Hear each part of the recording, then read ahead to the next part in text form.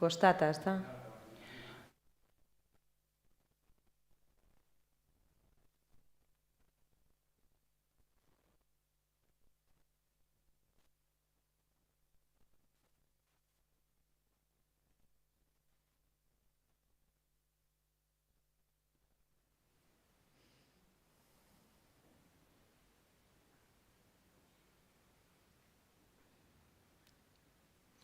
Arratsaldeon, crossover jaialdiko bigarren egunera iritsi gara eta atzoko emozioen ondoren ikusle gonbidatuaren bigarren eguna daukagu. Iratxe Fresneda gonbidatuarekin, kaixo Iratxe. Arratsaldeon.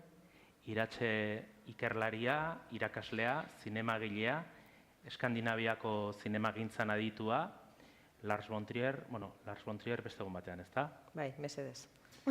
Eta Iratxek zuzendu ditu besteak beste, irrintziaren oihartzunak eta lurralde hotzak dokumentalak. Momentu honetan Tetuan dokumentalaren biran ari zara, zer moduz dijoa Tetuan, Iratxe?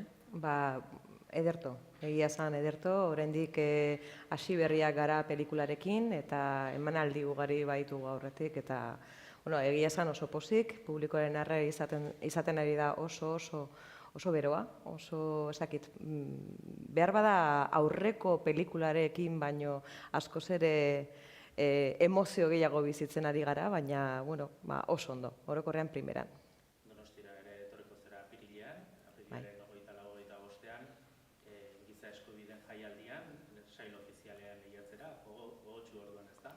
Bai, beti da marabili bat, ezta, etortza Donostira eta hemen partekatzea beste lankide batzuekin, lagunekin, filmak, ezta, eta gainera, giza eskubideen zinemaldian egotea lehian, oso potentea iruditzen zait, ezta? Aukera polita. Gurien artean, Iratxe uste askotan itzen dugula zinemari buruz, baina telesailei buruz askotan, ez? Egia da, tokatzen da, noiz tokatu. Bai.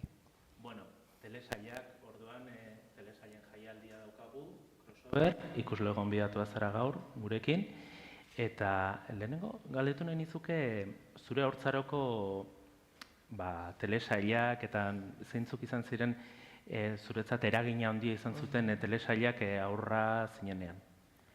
Bueno, esan behar dut nagusien telesailak izan zirela niri markatu zidatenak haurtzaroa, ez da? Beste batzuen artean izan egon daiteke eta, sarritan aipatzen dut, ez da, Hill Streeteko abesti tristea delako, ez da, Kapitan Furiloren ibilberen jarraipena, ez da. Ez dut uste aurrentzako telesaila denik, ez? Baina niri, ez dakit, zinematografikoki implementatu zituzten elementu guzti horiek telebistan ikusten ez zirenak, aurretik zinemagintzan implementatzen zirenak eta beraiek hasi zirela telebistarako egokitzen, miresmena sortu zidaten. Eta txikia nintzen, baina ohartzen nintzen zerbait berezia hor zegoela, ez da? Eta niretzako, ez dakit, zerbait potentea dauka horrek, beste bat badakizu zen izan daiteken, ez? Ez dakit, zuk esango diazu, zu bilanaldi antzeko zuzara urte bete ni baino zarragoa. Guri iztegian insistitzen ez den letra bat, V. Ara, V. Nola ez, ez da?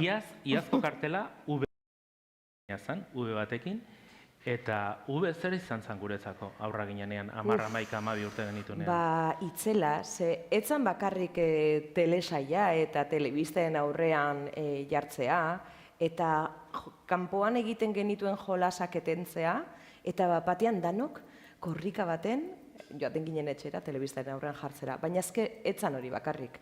Multiplataforma telesaila zen, ze gero guk nolabait performantzak egiten genituen, antzerkiak jolastu egiten genuen telesaila horiek imitatuz, ez da? Niri tokatzen zitzaidan Diana izatea, ez dakit antzekotasunik daukadan. Atzo, Arkaizkanok ere komentatu zuen, Teleindiskreta aldizkariko pegatinak hartzen zitula karpetan jartzeko eta aipatu zuen. Oso ohikoa zan, itzela zan aldizkari hori erosteko aukera zutenek, beste hori begien aurrean pasatzen ziguten eta danok inbidi puntu batekin gelditzen ginen. Eta beste joko batzuk bat zeuden horre ere, ze arratoia eta zala eta... Ez dakik gogoratzen duzun, baina garai horretan gominola batzuk egiten zituzten, saguena, txoriena, eta danok hartzen genituen eta egiten genuen horrela diana bezala, jango genitu bezala, eta oso ondo pasatzen genuen. Joku bat zan guretzako, baina ezakit kuriosa da, baina fikziotik aparte, gure bizitzetara etortzen zen telesaila, zinea, eta beste bizitza berri bat izaten zuen hori, ez da? Guk berriro ere beste fikzio bat eratzen genuen gure artean. Telesailen kulturak eragina izan zuen beraz gure haurtzaroan, eta nerabetasunean. Bai, esango nuke gehiago zine izan zala, baina telesailen kultura baita ere, ez da? Telebista ikusten genuen garai hartan asko, zinearetotara joatea etzan hain erraza edo hain merkea, eta telebista danon etxeetan zegoen, ez da? Hori bai, kate bi, eta gero ETB etorri izan, ez da? Baina kate gutxi eta aukera gutxi gaurko telesailen aniztasun horretaz gozatzeko, hori horrela da. Gero, pixka bat adinean aurrera eginda, nerabetasunean, gaztaroan, zein izan zian pixkate gehiago ikusten ez zinean telesailak eta ze telesail mota? Baskaldo ostetik etortzen ginenean etxera askok Friends ikusten genuen, ez da? Ez zait inoiz gehiegi gustatu, baina ikusten genuen, danok ikusten zuten, zuk ere ikusten zenuen, ez da? Esan behar dut, apurtxu bet niretzat aspergarria zala. Badakit hau dala, egingo diatela horrela, baina niretzako pixkat aspergarria zala. Orain nire alabek ikusten dute, nerabeak dira, eta bereik Friends ikusten dute. Eta niretzat harrigarria da hori, ez da? Zelan, zer nolako mesua dauka horrelako zeri batek, gaur egun ere nerabeak engantzatzeko, ez da? Kuriosoa. Horren ostetik, beste batzuk etorri ziren, eta nik orain freskoago ditudanak, bata da eta niretzako esangura berezia daukana da Evan Brothers, adibidez, ez da? Niretzako oso serie berezia izan zen, eta uste dut oso sinematografikoa ere, uste Spielberg hortik ibiltzen zara, ez da, produkzio horretan. Baina, zu lehen aipatu dugu, Eskandinaviako zinemagintzan aditua zara, eta Eskandinavian ere, telesail oso onak egiten dituzte, batzuk aipatu beharko dituzu, ez da? Batzuk aipatu eta erakutsi, zeni analogika naz. Eta orduan, nik ekartzen ditut, lehen bazegoen iragarki bat, ditzen zela, nola ditzen zen, el bolso de ezakinoren poltsoa. Eta poltso bat, aktore bat, ateratzen zuen poltso handi bat, eta zezan, hemen daukat ezaki zer, bitu zen gauza ditudan nik, betu, tiketak eta bartetuanen flyerrak, The Killing, adibidez, karri dut. Eretzat oso serie interesgarri izan zen, beste bat ekarriko dut hemen, The Bridge, ere bai, beste bat, DVD-an, baina, ekarri ditut, beste liburu bi, ez dira bakarrik seriak. Hauek, horrelako seriak, noir seriak, tortzen dira liburuetatik, ez da? Eta nik uste dut, Andersenen garaitik hasi zirela ja noirra esploratzen eskandinaboek, baina Mars Valo eta Pervaluren detektibia, Martin Beck, izan zela honen guztiaren aitzindaria. Gainera, telesailak egin zituzten, eta ez bakarrik, ez zituzten bakarrik botatzen zinemaretoetan, zera telebistan, zinemaretoetan ere estreinaldiak egiten zituzten, garai horretan, Eskandinavian. Eta Wallander, Henning Mankell, importantea, niretzako, nire bizitzaren parte importante bat izan da Henning Mankellena. Liburuak aipatu dituzula, zuk ere, telesailen inguruan idatzi zenun, liburu kolektibo batean parte hartu zenun, Vírgenes Católicas putas recalcitrantes. Uste izenburua zuk ez zenula jarri, baina parte hartu, bai, ez? Ez nuen jarri. Mikel Sotoren izenburua da. Eta ze kontatzen zenun hor? Bueno, niretzat oso aukera polita izan zen, Lolo Rikoren eta telesaien eta telebistaren aintzindari bat izan zen. Lolo Riko ezagutzeko aukera ere izan nuen, hemen Donostian gainera, hemen gertu bizi izan, bere garaian. Eta berak, prologoa idatzi zigun. Eta hemen aukera zen, emakume talde bat aukeratu zuten, eta Mikelek proposamen bat egin zigun, ezta? Niretzat, Mikelek niri ere aukera bat eman zidan. Era horretan hasi nintzen, eta lana, ze lan eman zidan. Aztertzeko ia, hain modan zeuden, hitz egiten ari gara 2000 gitxiko hasiera horretan, egin zutela Forbidden zen, The Killing, emakume detektibaren papera zer nolakoa zen, ia protagonismo hori aldaketak ekarri zituen ala ez emakumeen estereotipoen inguruan, eta niretzako oso interesgarri izan zen aztertzea. Ze hor gauz asko deskubritu nituen, eta gainera, aukera eman zidan ere humorez, gertutasunez ere lantzea gaia, ezta? Zer nik nire lan bidez, ikerkuntzaren ikuspegitik egiten nuen irakurketa edo idazkuntza edo ikustaldia, ezta? Barkatu, baina niri egia esan asko gustatzen zaidana Bron da. Marabila bat. Eta zubia hau gomendatzeko modukoa da, eta bertako emakumezko pertsonaia, Saga, ere, zer esan dezakezu emakumezko pertsonaia horren barne... Nik esango nuke,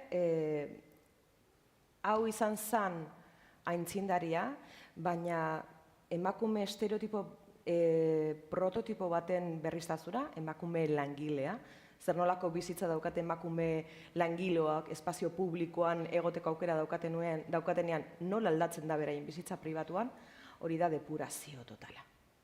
Hemen, batzutan horrela saldu nahi izan zuten bere garaian Asperger bezalako gaixotasun bat pairatzen zuen emakume batek, protagonismo hartzen zuen polizia da? Polizia da. Eta, berak beti bezala, pop kulturako serie edo errelato guztiak bezala hilketa bat dago, detektibe bat, bilatu behar du norden gaizkilea, betikoa, ez da? Baina kasu honetan, berezia da. Beste gauza baten inguruan esploratzen zuten, ez da? Asuntua da, dana aldatu zela emakume hau jarri zituztela protagonista bezala, ez ere aldatzeko. Baina ez dut spoilerrik egingo liburua irakurri. Ze hor dago tesia. Hobe da liburua irakurtzen, noski.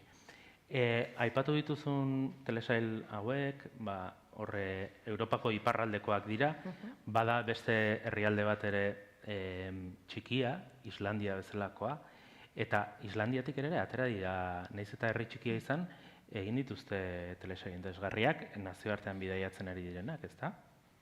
Horien artean, nik ez nituzke gehiegi goraipatuko, nire ikuspegitik interesgarriak izan dira Trapet, uste dut horrelako interesgarria iruditu zitzaidan, hasiera baten, baita ere, Fargoren antza batzuk harrapatzen dizkiot, behitu Fargo ere piloa gustatzen zait.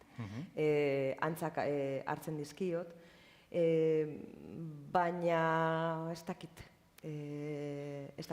Pixka bat utzi ditut alde batera Eskandinaviatik etorri direnak, ze formular nik uste dut agortu zituztela. Ja. Gastatu zituzten. Maitasuna bezala gastatzen da batzuetan, eta gertatzen da formula batzuekin, ezta? Eta gehiegi erabili zituzten formula berdinak, ezta? Eta gatozen nona, ze Euskal Herrian nahiz eta telesail gutxi egon, adibidez, ondarragoak, ez dakit baduen Basque Noir edo badun hortik ez dakit, ze iruditzen zaizun, ze iruditu zitzaizun telesail hori, Koldo Armando zena? Bueno, Koldok egiten dituen proposamenak beti iruditzen zaizkit interesgarriak, eta kasu honetan, uste dut, entxegu errorea bezalako ariketa bat egin zuenean, eta proposamen formala iruditzen zait ederra. oso proposamen formala interesgarria da, eta, bueno, gurera ekarrita, ezta? Eta gainera, bueno, nik uste dut aurrekontu askoz ere txikiago batekin, ezta? Eskandinaviako herrialdetatik etortzen ziren telesailak aurrekontu potentekin etortzen ziren, ezta? Eta gure kasuan ez da horrela. Beraz horrek badauka meritorik, Badago beste lan bat, ikusentzunezkoa, oraindik ere, ondarragoakek diru gutxi, oraindikan ere diru gutxiago. Eta zuk esaten duzu, Daniela websaila. Ze esan dezakezu Daniela websailaz? Beitu, aukera izan nuen ni ere, kasu honetan zuzendari bihurtzeko eta websaila zuzentzeko, ezta? Baina dana ezin da, eta Tetuanekin nengoen jadanik lanean, eta unibertsitateko beste afera batzuetan, eta nik uste dut Danielarekin burutu zuten lana oso duina dela. Websaila da, 6 minutuko kapituluak dira, 6 kapitulo, eta gineroaren performantzaren inguruko historio interesgarria da, eta gainera nik uste dut une honetan ez dakit ze zinemalditan ari diren mundu mailan, baina Alemanian lehiatuko da Berlinen, Miamin uste dut ere bai, mundu osotik bidaietzen ari dira, eta gainera aurrekontu, ekoizpena oso aurrekontu txiki batekin egin zuten, guk hor parte hartu genuen, Pinpinela, Marmoka eta beste berdekoek, eta horre zinemaren inguruan mugitzen diren lantalde batzuk, eta nik oso gauza duina egin zutela uste dut. Gaztearen YouTubeko kanalean ikus daiteke, Debalde, ez da ordainezko inolako plataformaik ordaindu behar, gainera, websail hori ikusteko. Ez dakizuk ere ikusten dituzun bestelako websailak, edo bestela plataformak aipatu ditu dela, zein diren zuretzat plataforma gogokoenak telesailak ikusteko? Ez dakit gogokoenak diren plataformak edo gogokoenak diren telesailak, hau da, nik poliamor delako horretan mugitzen naiz, hau da, plataforma bakoitzetatik bat hartzen dut, ezta? Telesail bat aukeratzen dut, eta joaten naiz ikusten, ez? Sarritan kostata aurkitzen ditut, baina, filmin asko erabiltzen dut, asko gustatu zitzaidan adibidez Endiabor, pilo bat, ez dakit zergatik, noarraren estilotik etortzen dalako, eta BBC-ko produzio bat dalako. Eta gero, HBO ere ikusten dut. Nire aukeran dauden plataformetan aurkitzen ditudan seriak ikusten ditu. Eta kontsumo nola egiten duzu? Maratoiak egite dituzu, edo atal bat gauean eta kito, edo zenbat atal jarraian ikustea da ja zuretzat maratoi bat? Izatez jonki bat naiz, orduan moderatu behar dut neure burua. Sarritan gustatuko litzaidak eseritzea eta bukatu arte ikustea. Eta noiz baita egin dut, baina ezin dut hori egin beti. Beraz, gauero agian pildora moduan saiatzen naiz edo filme bat ikusten, edo pelikula bat ikusten, gutxienez. Posible dudanean Baskolondoan tarte bat eginez baita ere, eta hori da gutxi gora berako nire kontsuma. Egunerokoa dela esango nuke. Zu, patu dugu ikerlaria irakaslea, zinemagaia bazarela, gidoilari ere bazara, ze film dokumental horiek egiteko idazten aritu zara, eta idazterakoan zuk nolabait ikusten dituzunean telesailak eta gidoien inguruan nola gelditzen zera ikusten duzunean gidoi bat, borobila, hasi eta buka egiten duna istorio bat, eta harrapatzen duna ikuslea, nola sentitzen dituzu olako gauzak gidoiekin? Miretsi egiten ditut idazleak, ez? Eta zuzendariak oso ondo lan egiten dutenian, ez da? Adibidez, gertatu zitzaidan Believe Me, sinetsi dazue, telesailarekin, ez da? Irute zitzaidan harrapatu zuela biktima batek senti dezaken edo bizi dezaken indarkeria, gizarte batek bortxatu duten neska baten ingurukoa da, ezta? eta nik uste dut fokoa oso ondo harrapatu zuela pertsonaiak eta ingurunean zituen bestelako laguntzaileak eta barrekoak identifikatzerakoan, eta elkarrizketa lerroak idazterakoan itzela. Iruditu zitzaidan borobila.